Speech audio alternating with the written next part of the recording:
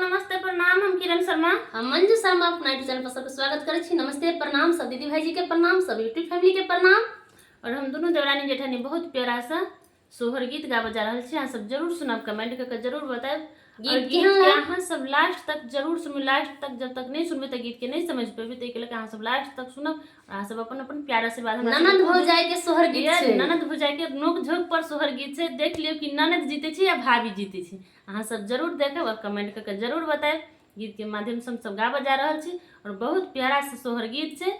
और देखियो ननद के जीत होय छै या भाभी के जीत होय छै, जब तक अहाँ सब लास्ट तक नहीं सुनबे। कखनो या त सब चीज पर गौर करने रहत, मंगलसूत्र पर रहबे तैयो झुमका से आबै छथिन माई दूरा पर मान जाल रहती बनल ओ पर ध्यान करत कोन चीज लक जाए। लेकिन भाभी बहुत चलाक रहे छथिन, हमेशा सब चीज के चेंज करत रहे छथिन। और देखियो केकर जीत होय छै केकर हार होय छै। अहाँ सब जरूर गीत में बनल रहो और सुन। ललना रे ये का